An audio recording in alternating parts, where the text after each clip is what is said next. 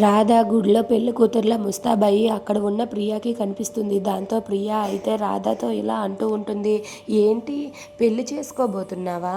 ఈ గుడిలో పెళ్లి చేసుకోబోతున్నావా? అవునా? మరి నాకు చెప్పైనా చెప్పలేదేంటి? సరేలే, అయినా నీకు కాబోయేవాడు ఏం చేస్తాడులే. నువ్వు టీ పెడుతూ ఉంటే వాడు టీ అందిస్తూ ఉంటాడు, నువ్వు దోశ వేస్తే వాడు చట్నీ వేస్తాడు. మీరిద్దరికీ కూడా అలా ఆ టీ షాప్లో పని సరిపోతుందిలే. అయినా నాకు కార్డు ఇచ్చి పిలవాలి కదా, నన్ను పిలవకుండా నువ్వు ఎలా పెళ్లి చేసుకుంటున్నావు అని చెప్పి అంటూ ఉంటుంది. ఆ మాట వినగానే రాధ అలా చూస్తూ ఉంటుంది. ఇక నేను పెళ్లి చేసుకోబోయేది నీ బావే అని తెలిస్తే ఏమవుతావో అని చెప్పి రాధ మౌనంగా ఉంటుంది. ఇక అక్కడ ఉన్న విక్రమ్ అయితే గౌరీ పూజ చేస్తూ ఉంటాడు.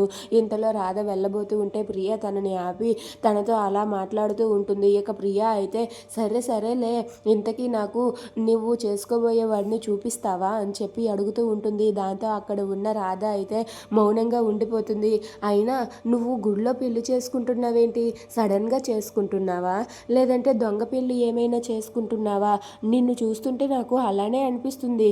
నువ్వు చేసుకోబోయేది దొంగ పెళ్ళ అని చెప్పి అడుగుతుంది ప్రియ. ఆ మాట వినగానే రాధ ఒక్కసారిగా షాక్ అయ్యి అలా ఉండిపోతుంది. ఇక ప్రియ ఏమన్నా సరే తన మాటలకి సమాధానం ఇవ్వకుండా అక్కడి నుండి వెళ్ళిపోతుంది. ఇక వెళ్ళి పెళ్లిపేటల మీద కూర్చొని విక్రమ్తో పాటు కలిసి ఆ పెళ్లిపేటల మీద పూజను జరుపుతూ ఉంటుంది. అలా వాళ్ళిద్దరూ కలిసి దంపతులుగా కూర్చొని పెళ్లి చేసుకుంటూ ఉంటే ఇంతలో విక్రమ్ వాళ్ళ ఫ్యామిలీ అక్కడికి వస్తూ ఉంటారు.